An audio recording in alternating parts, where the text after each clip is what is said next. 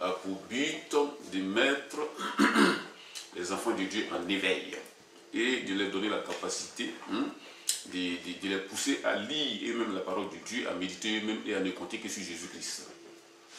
C'est la Bible dit, maudit est celui qui met sa confiance dans un homme.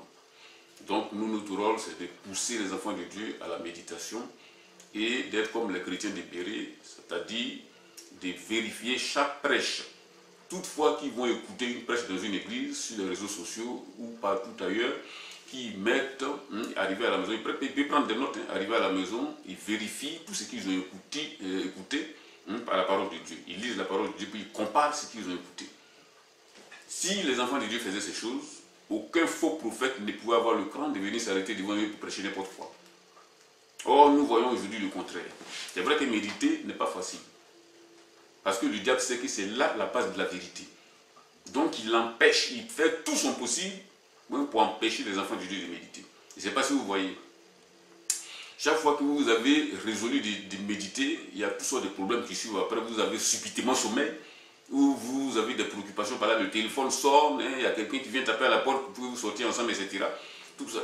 Donc, vous prenez une résolution, vous donnez une date ou une heure par jour, ben c'est pas quand, et vous arrivez à cette heure arrivée, vous faites votre méditation, quoi qu'il advienne. Vous fermez votre poste, si possible, vous fermez vos portables, etc. et vous méditez. Vous voyez? Donc, la méditation est la base de tout. Le diable, sachant cela, ne va pas vous laisser le faire facilement toujours.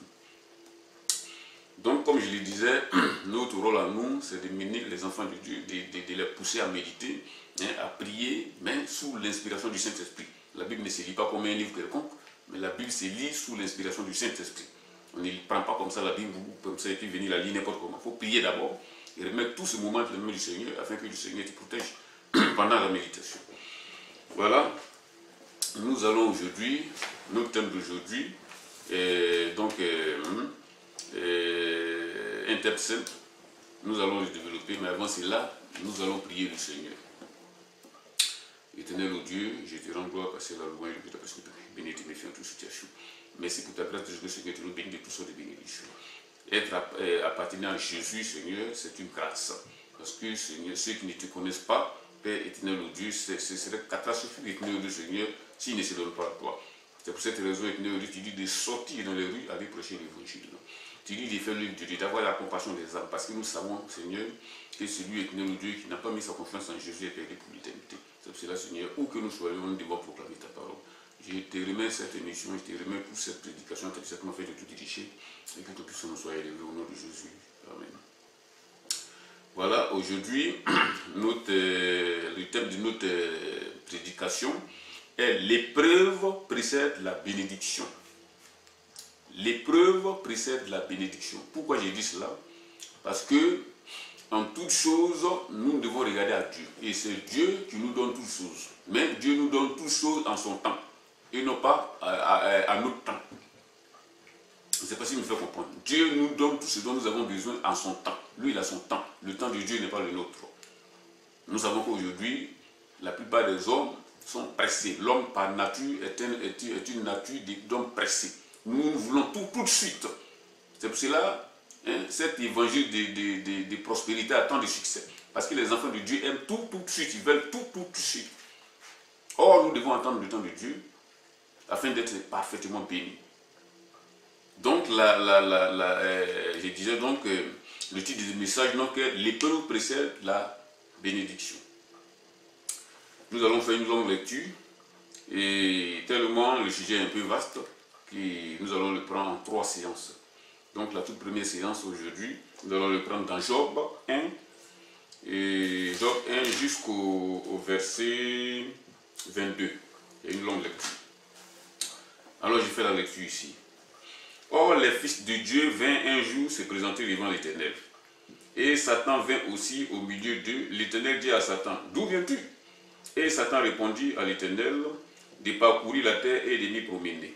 L'Éternel dit à Satan, as-tu remarqué mon serviteur Job? Il n'y a personne comme lui sur la terre. C'est un homme intègre et droit, craignant Dieu et se détournant du mal. Dans le verset 9 du chapitre 1 de Job, toujours il a dit, et Satan répondit à l'Éternel, est-ce d'une manière désintéressée que Job te craint? Que Job craint Dieu? ne l'as-tu pas béni, ne l'as-tu pas protégé, lui, sa maison et tout ce qui lui appartient? Tu as béni l'œuvre de ses mains, et ses troupeaux couvrent le pays. Mais étant ta main, touche à ce qui lui appartient, et je suis sûr qu'il te maudira en face. Nous allons nous arrêter là pour le moment. Donc, nous allons nous arrêter à partir du verset, on commence donc au verset 6 jusqu'au verset 11. Job 1, 6 jusqu'au verset 11. Vous voyez, vous savez, Satan s'appelle le tentateur. Lui, c'est son rôle de tenter les gens. C'est son travail. Lui, c'est le tentateur. Tout enfant de Dieu, une personne qui se donne, dès l'instant se donne à Jésus-Christ, il sera à tes côtés pour te tenter. Dieu lui permet ça, pourquoi? Parce que toute personne qui se donne à Jésus-Christ devait passer par la tentation, devait passer par des difficultés. Pour voir, Dieu veut voir réellement si tu l'aimes. Vous voyez? Donc, il est ici dit, or les fils de Dieu vinrent un jour se présenter devant l'Éternel. Et Satan vint aussi au milieu d'eux. Vous voyez? Les fils de Dieu, c'est qui? C'est les anges, qui parcourent, qui font les œuvres. C'est-à-dire les anges sont mis aux côtés des hommes, de ceux qui sont destinés au salut, afin de les aider dans leur mission. Les anges donc sont toujours à nos côtés. Quand ils finissent de parcourir la terre, ils vont rendre compte à Dieu pour leur mission. Satan aussi vient souvent se présenter pour accuser quelques-uns, c'est-à-dire pour accuser certains des enfants de Dieu qui sont dans l'intégrité. Or, les fils de Dieu vinrent un jour se présenter devant l'Éternel et Satan vint aussi se présenter au milieu d'eux. L'Éternel dit à Satan, d'où viens-tu? C'est une question qu'il a posée. Dieu savait très bien d'où Satan vient.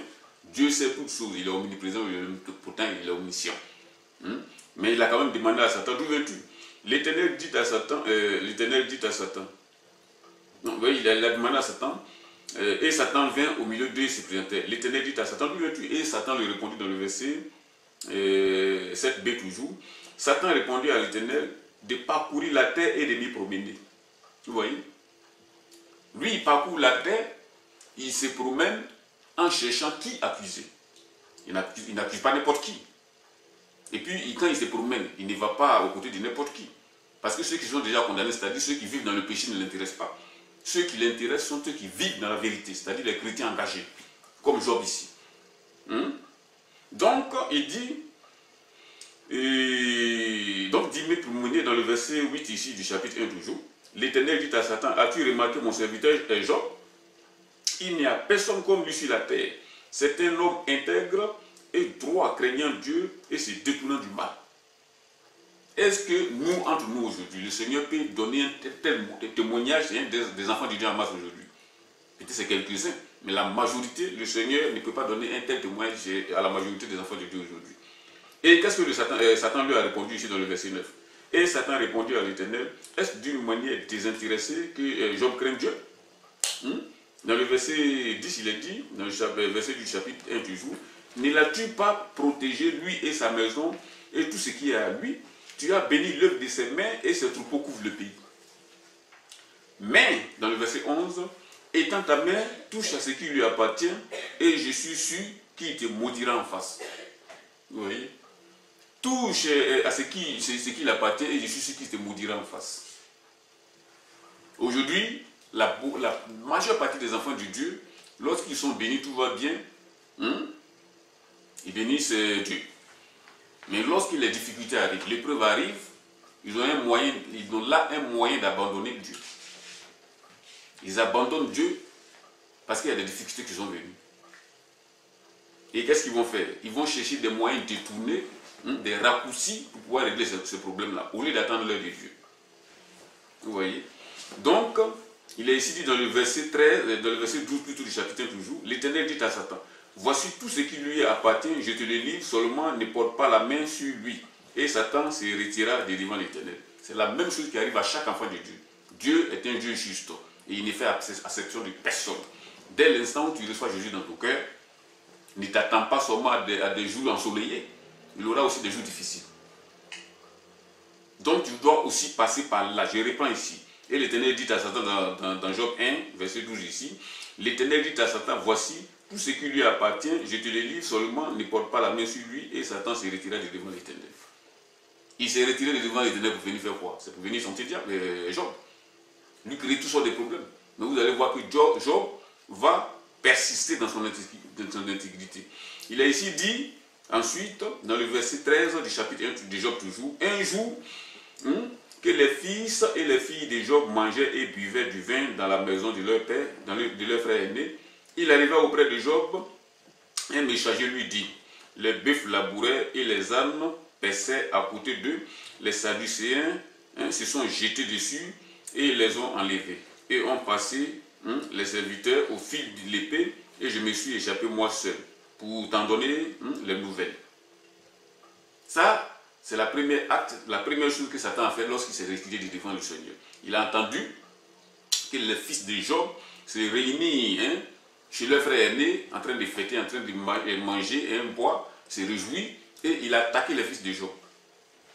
Vous voyez, tout ce qui les appartenait, il les a attaqués tous. Vous voyez, d'abord, on commence ici par les bœufs. Il arrivait auprès de Job, un messager qui dit à Job, les bœufs labouraient et les ânesses paissaient à côté d'eux. Dans le verset 15, il a dit, des Sadducéens se sont jetés dessus, les ont enlevés et ont passé les serviteurs au fil de l'épée. Les Sadducéens se sont levés et les ont passés au fil de l'épée. Ces Sadducéens-là, ce sont des gens qui ne connaissent pas Dieu, ce sont des idolâtres, des bandits, des gens de mauvaise vie. Ils ne craignent pas Dieu et ils n'ont aucune compassion. Ils sont venus, ce sont des personnes qui étaient reconnues comme des brigands. Ils sont venus se jeter sur le bétail et ils ont tout enlevé. Vous voyez? Et en plus, ils ont passé les serviteurs de Job qui s'occupaient du bétail au fil de l'épée. Ils sont tous morts. Vous voyez?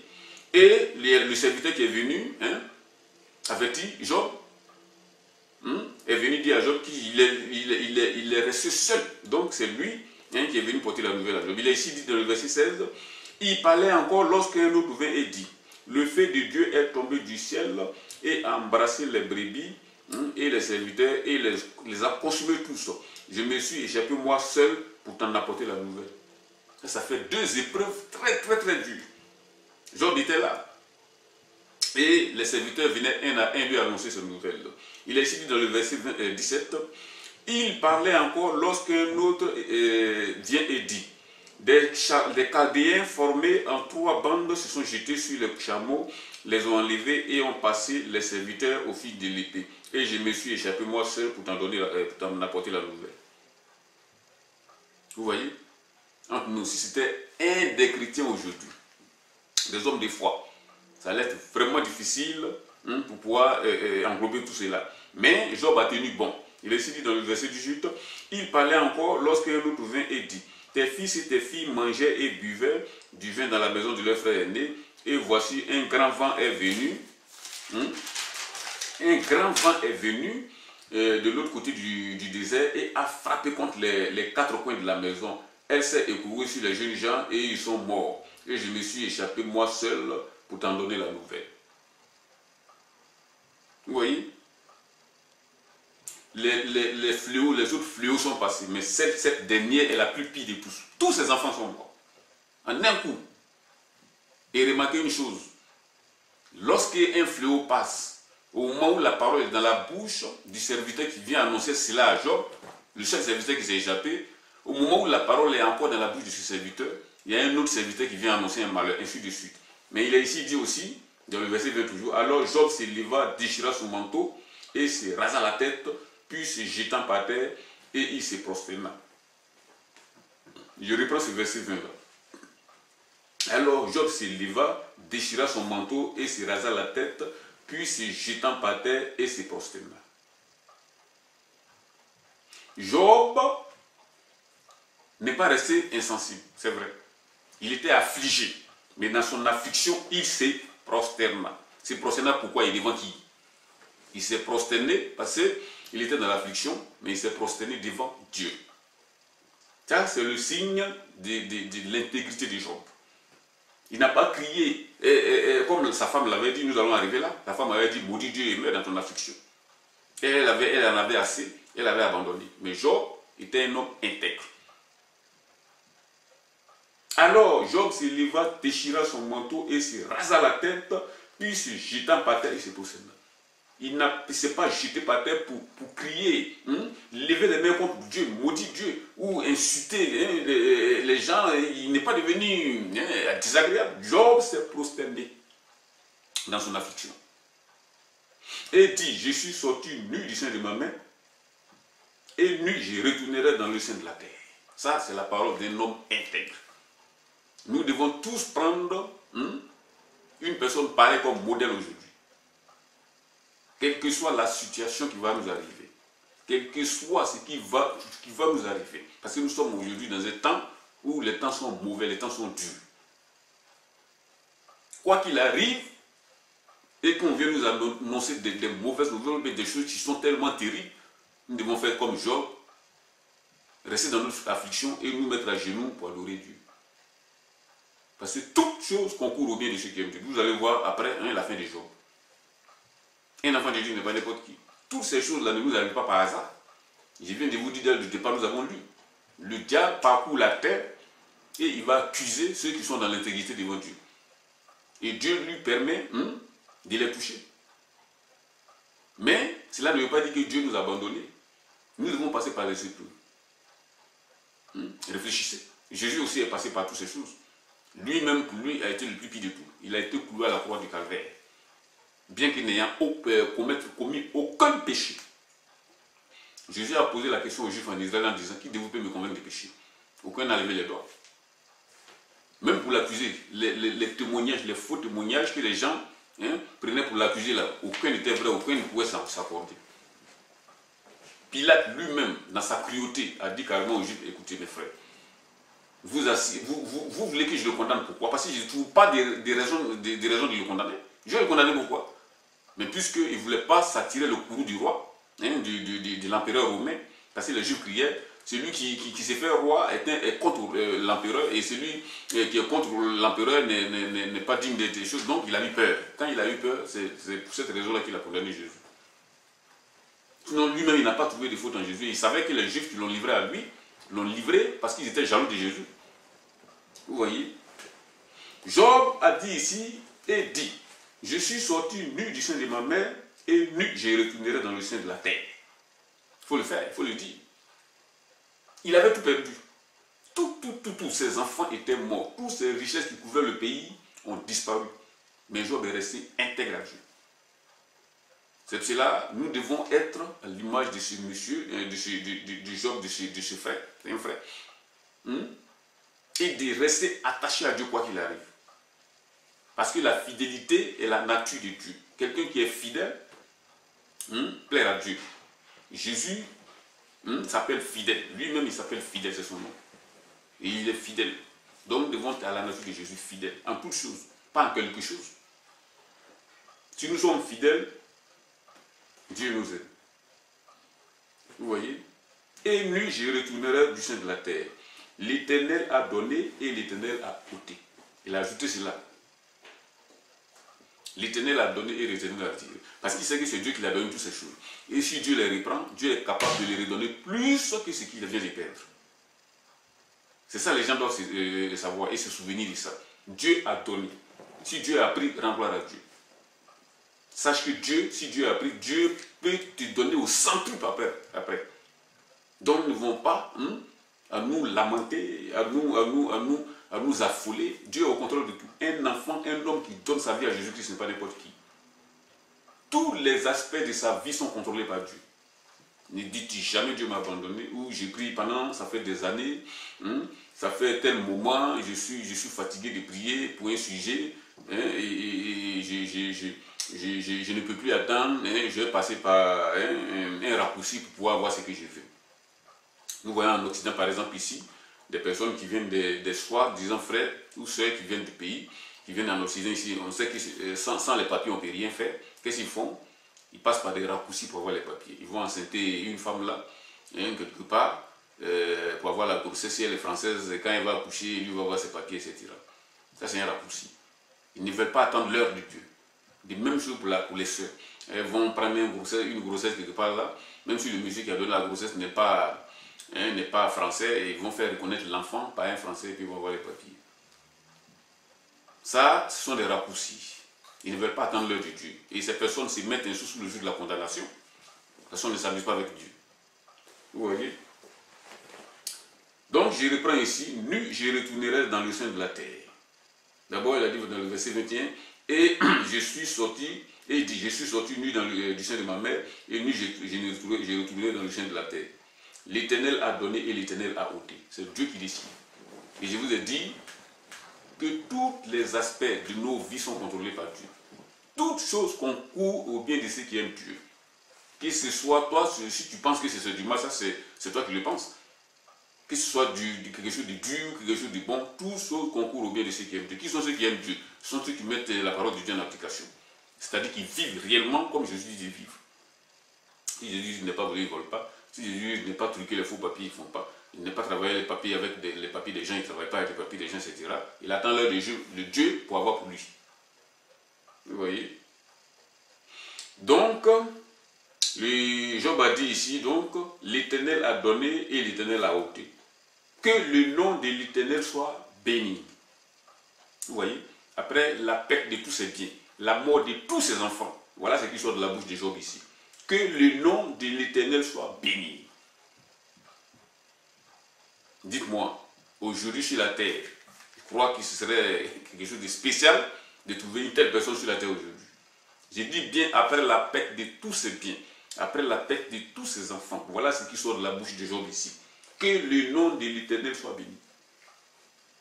En tout cela, la Bible dit dans le verset 23 du chapitre 22 du chapitre 1 toujours du Job, en tout cela, Job ne pécha point et n'attribuera rien à Dieu. Et n'attribuera rien d'injustice à Dieu. Parce que celui qui est animé de l'Esprit de Dieu ne peut pas blasphémer, ne peut pas parler mal de Dieu, ne peut même pas penser mal de Dieu. C'est lui qui est animé réellement de l'Esprit de Dieu. Vous voyez? Chers frères et sœurs, donc c'est toute la première prédication que j'ai apportée ce matin. Voilà. Et notre prédication, la prochaine prédication, donc c'est pour bientôt. Voilà. Donc nous allons prier le Seigneur afin qu'il nous aide. Seigneur éternel, Dieu, nous te remercions sincèrement pour ta grâce instruite. Merci pour ce que tu fais, Père Seigneur, tu protèges tes enfants. Seigneur, en quoi que ce soit, Seigneur, en tout ce qui va nous arriver, donne-nous la capacité de tout surmonter par la vertu du Saint-Esprit. Je remets chaque chose en tes puissantement afin de nous aider à marcher selon ta parole, que ton puissance soit élevée. Alléluia pour ta grâce, pour ce que tu fais. Aide-nous à marcher selon ta parole, que ton puissance soit magnifiée, Seigneur. Merci. Sois béni au nom de Jésus. Amen.